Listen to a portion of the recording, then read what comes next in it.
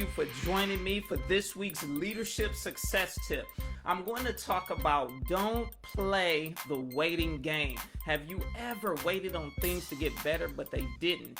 And you had to deal with the disappointment and even the feeling of hopelessness as you were waiting.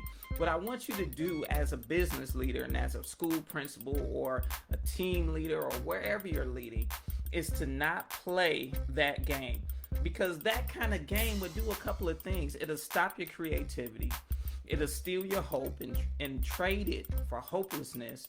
It'll rob you of confidence and try to make you feel helpless. And then it will try to make you lay down and give up the courage that you need to face the challenges of making things better. Because when you're playing this waiting game, it's always about waiting for things to get better, waiting on something to happen so that people will get better. So not people will get better, but so your business can get better. But a lot of times things don't just happen externally to make things better for you and your leadership. You have to do something to initiate, and I would say orchestrate it. So here are 3 things you can do to orchestrate the better to be a part of your business culture or the culture of the organization that you're leading.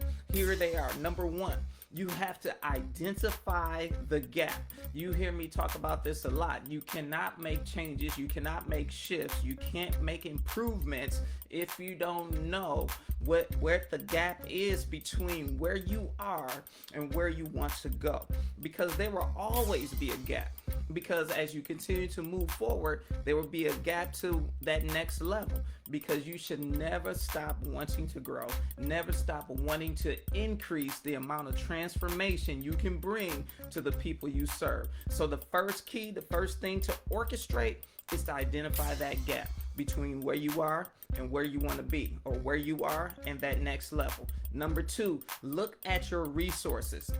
You got to take inventory. You got to know who you have, what skill sets they have, and how you can best use them to close that gap. Meaning the resources like financial and other material, but also the people. How can you best utilize them to close the gap? You might have to shift and reassign some people. And then number 3, prepare yourself. You have to prepare yourself mentally and emotionally to engage in the change process in order to get to the next level or to make things better. Then you have to prepare your team mentally and emotionally so they can engage in it, because you have to be prepared so you can help them prepare. Then one final part to that last step, you have to put the structure, the procedures and processes in place that will help you close the gap. Because the processes and procedure provide the foundation for how you're going to operate and behave. Because without that, you can try to make things better, but what'll happen is things will get worse. It'll be more confusing than it was when you started. So avoid the waiting game. Avoid this feeling of hopelessness. Don't play it. Don't play the waiting game. Orchestrate the change that you need in your business and in your organization that you're leading. Do the part that you can do to make things better for the people you serve.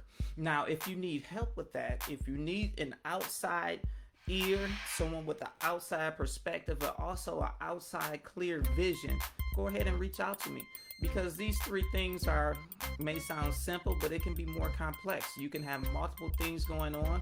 You can feel like you're just drowning and overwhelmed and don't know where to start, but you just know things have to be different.